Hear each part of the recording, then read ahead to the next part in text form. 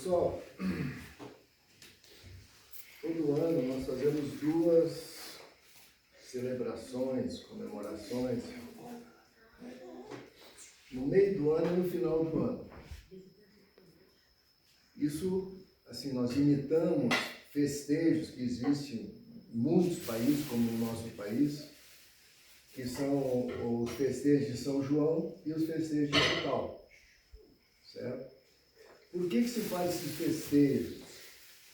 Porque no hemisfério sul, onde nós vivemos,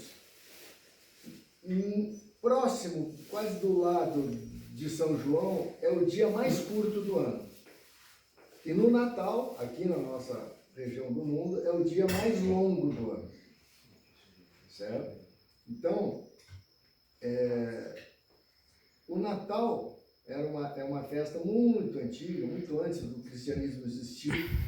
Os gregos, os romanos e antes deles os egípcios já celebravam aquele momento, porque lá é o momento máximo da luz. Então, tanto o São João quanto o Natal são um momento mínimo da luz, aqui no nosso caso, São João, e o momento máximo da luz aqui no nosso caso. Lá no hemisfério norte, eu acabei de falar uma coisa errada, o Natal é o momento mínimo na luz. Natal é o que é essa época agora para nós. Que foi São João, que já passou agora um pouquinho. Certo? É o momento em que a luz é menor, mas a partir daquele momento a luz começa a crescer. Então eles festejam a vitória da luz contra as trevas, do bem contra o mal, o que a gente quiser dizer nesse sentido, da vida contra a morte e tal. Então, o que eu queria dizer para vocês é o seguinte: curiosamente, nós aqui sempre fazemos uma fogueira, tanto em São João, que é comum, né, quanto no Natal. E por que eu digo curiosamente? Porque o nome dessa fazenda está ligado com os santos célticos, né? São Columbano, aquela torre céltica, a cruz céltica, né? Está muito ligado o trabalho da nossa fazenda com momentos mais que eu considero mais importantes do cristianismo, embora pouco conhecidos, paradoxalmente, né? Uma contradição, momentos mais importantes, eu estou afirmando, e são os menos conhecidos. Isso tudo tem uma razão histórica que eu não vou entrar agora nesse detalhe. Mas o fato é que, por exemplo, esse São Columbano, que é um dos nomes da nossa fazenda, para vocês terem uma ideia da importância desse momento do cristianismo período chamado cristianismo céltico, ele criou 3 monastérios. O cristianismo céltico foi iniciado por um santo chamado São Patrício, na nossa língua, St. Patrick, lá, por exemplo, em Nova York, que teve uma grande imigração irlandesa, tem uma grande catedral, não sei qual é, St. Patrick Cathedral. É uma catedral dedicada a este São Patrício, que foi o iniciante do cristianismo céltico. Tá? Eles tinham um hábito no cristianismo céltico de que quando o mosteiro crescia muito, saía um chefe com 12, 13 ou 14 seguidores para fundar um outro monastério mais adiante. Tá? Foi dessa maneira que São Patrício cristianizou toda a Irlanda sem derramar uma gota de sangue, que é uma página muito rara no cristianismo. Quando ele chegou lá, já havia uma religião, né? A maioria de nós brasileiros, né, temos, de uma maneira ou de outra, a maioria, não todos, mas a maioria, temos sangue céltico misturado nas nossas veias. Por quê? Porque os portugueses, os espanhóis, é uma raça céltica.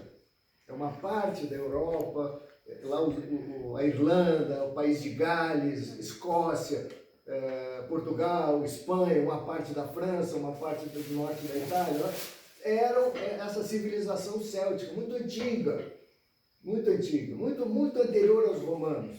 Né?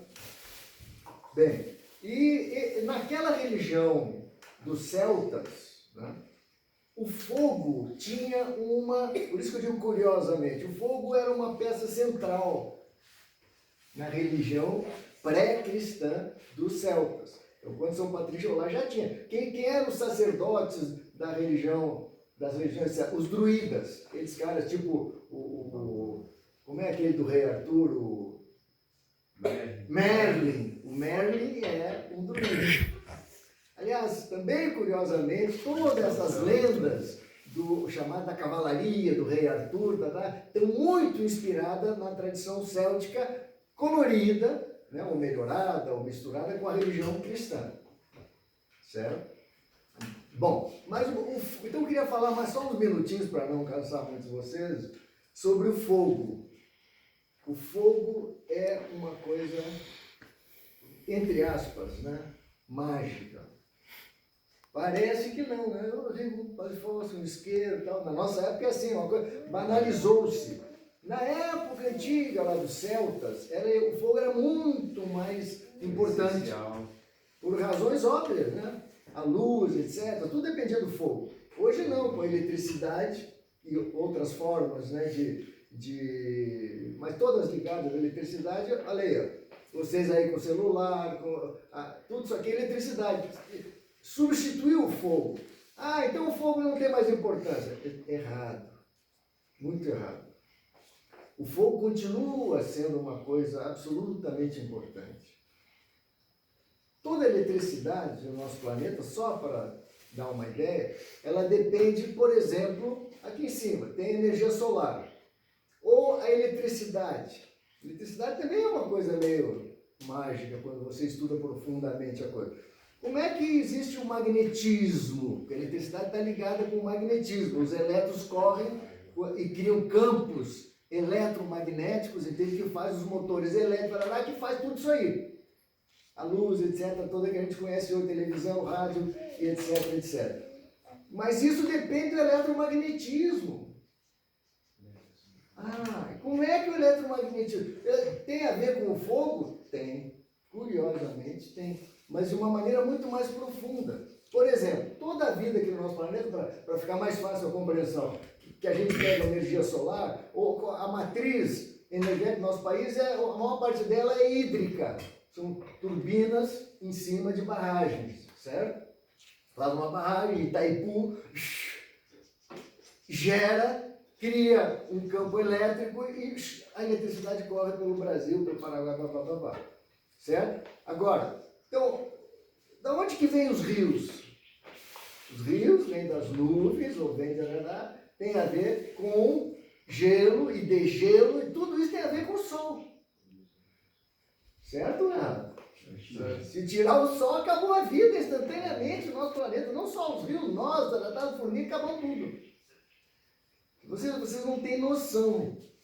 Se a temperatura do Sol, esse que está nos deixando agora, quer dizer, está nos deixando não, está indo para outra parte do nosso planeta, certo? Mas aqui está ficando a noite. Se a temperatura do Sol, prestem atenção no que eu vou dizer, acorda aí, Chico. Se a temperatura do Sol, não é o Chico, desculpa, acorda, Tião. Se a temperatura do Sol, preste atenção, se elevar 1%, a vida aqui na Terra vira cinzas instantaneamente. Se a temperatura do Sol cair 1%, a vida aqui na Terra vira gelo, congela tudo, morre tudo instantaneamente. E o que é o Sol? É uma bola de quê? Fogo. É uma estrela ardente. Só que é um fogo diferente, mas aí que eu quero dar uma palhinha para vocês do mistério do fogo. É um fogo atômico. A reação do Sol, não tem fogueirinha no Sol que nós vamos fazer aqui agora, mas tem um fogo, a gente está vendo, certo? E bota fogo nisso, todas as energias que a gente tem lá no fundo do nosso sistema, da nossa estrela que é o Sol, dependem dele. Tá? Então, para vocês terem uma noção disso, basta dizer, se ela se elevar 1%, capuz, vida aqui. Se cair 1%, tchau, vida aqui. Em todo o sistema solar. Então, gente, pelo menos a vida que a gente conhece, para vocês amanhã, depois, doutor, agora eu andei estudando aqui, mas não existe outras formas de vida. Existe.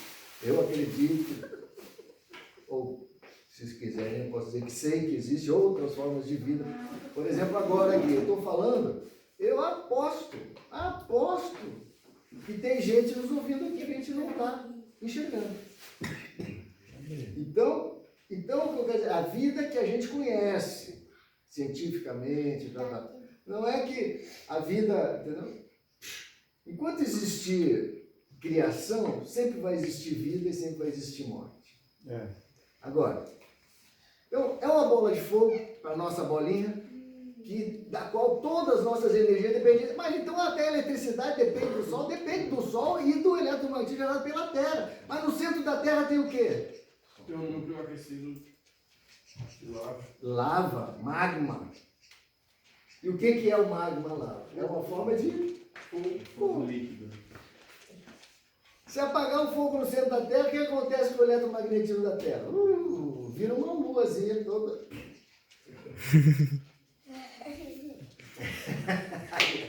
Bom, pessoal, o que eu quero dizer? O fogo, então, desde os antigos sabiam que tinha mais coisa no fogo do que um foguinho. E o fogo, curiosamente, na nossa época, por isso que eu estou gastando um pouco meu latim aqui com você, ele é associado com coisa ruim. Por exemplo, aqui o que nós estamos preocupados com o fogo? A queimada. Temos que fazer a cera. A queimada destrói. Certo? Bota um incêndio, mata, destrói, bomba. Mas a gente não se dá conta que a vida depende também do fogo. A luz, como eu tentei mostrar para vocês, depende do fogo. A eletricidade depende do fogo. E isso tem a ver com o oxigênio. Existe esse gás chamado oxigênio. Por exemplo, a água. A nossa vida depende da água. E o que é a água? São 2 átomos de hidrogênio e 1 de oxigênio, H2O. Ave Maria, mas então, até na água o tal do oxigênio tá? Existe fogo sem oxigênio? Não há combustão. Está entendendo? Então, para nós aqui, assim, estou tocando só em aspectos muito superficiais, porque nós não temos tempo e etc, etc. Mas, sem o oxigênio não tem fogo.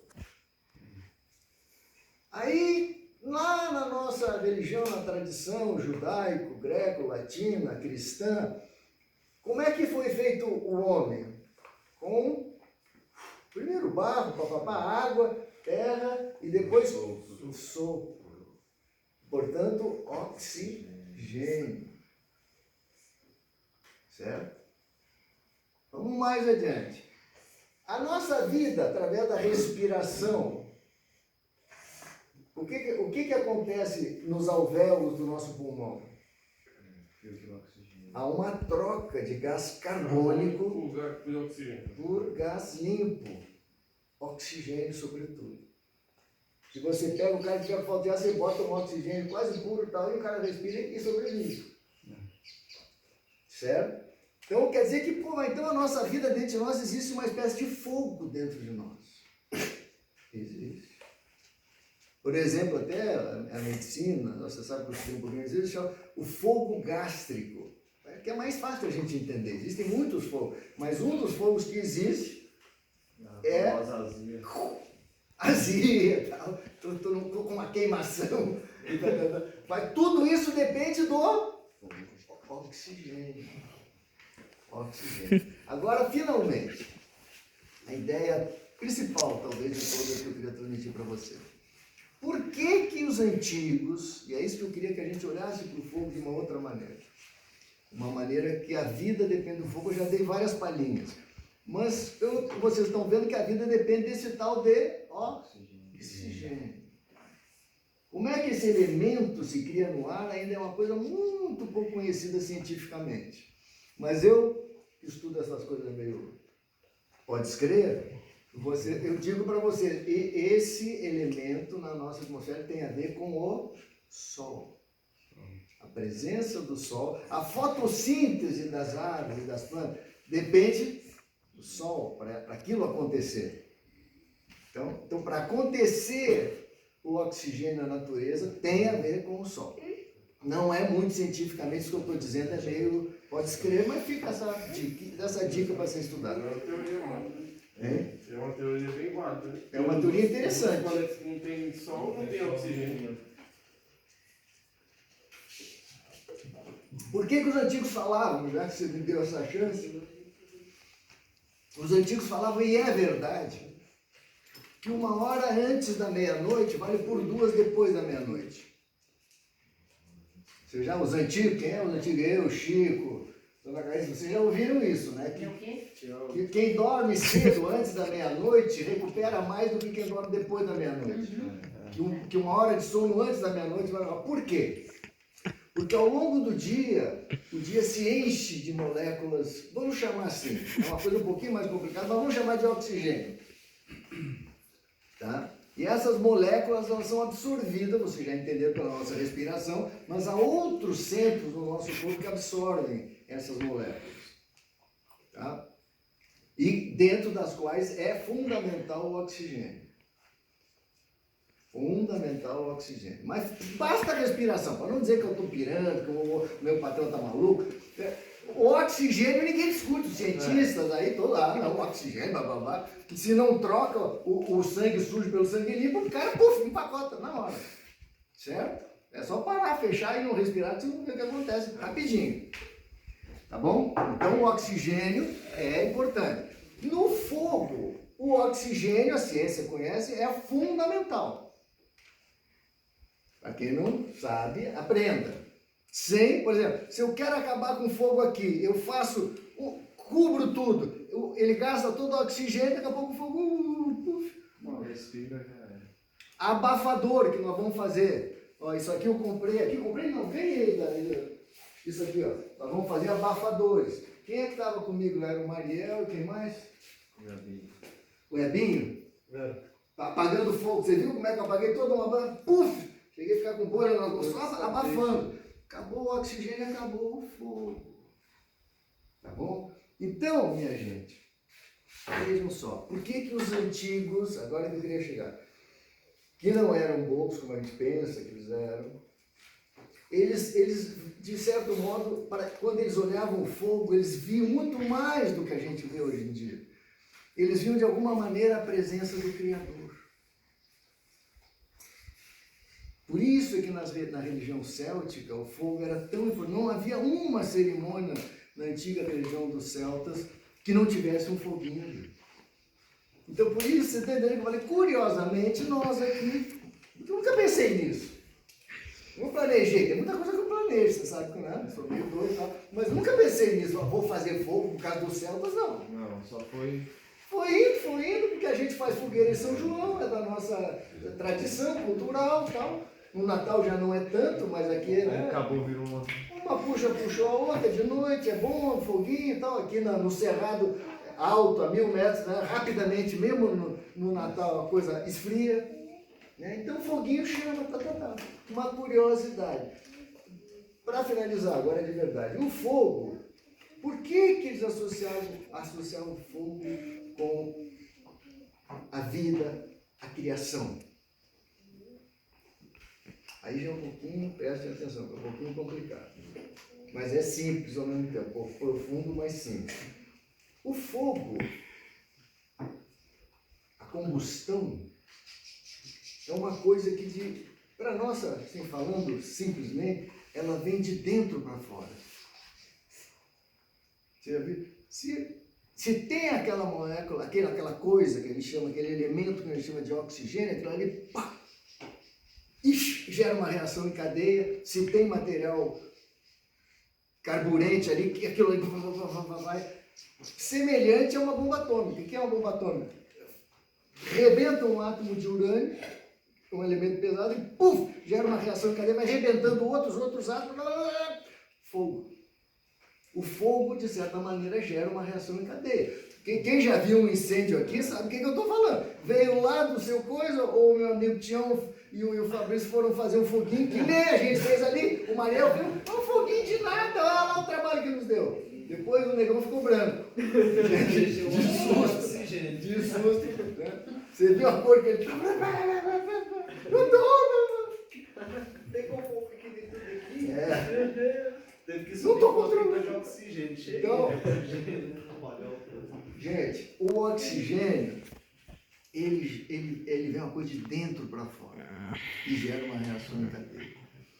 Como é que é criada tudo?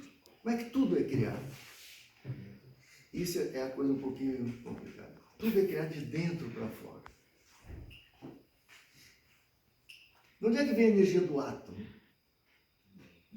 Falei do oxigênio. Aqueceu, gerou, ele gera uma reação em cadeia. Lá de dentro, há como se fosse uma explosão. Uma energia que estava contida ali dentro é liberada. Mas vocês pensarem um átomo de hidrogênio, a bomba H, a mais poderosa que a gente tem hoje, é fissura de átomos de hidrogênio, a partir de elementos radioativos pesados. Mas você, no fundo, vai gerar uma reação em cadeia com um dos menores átomos, que é o átomo de hidrogênio. Certo? Ou seja, dentro do pequeno átomo, que é super, super invisível para nós, existe uma enorme energia. De onde é que vem essa energia?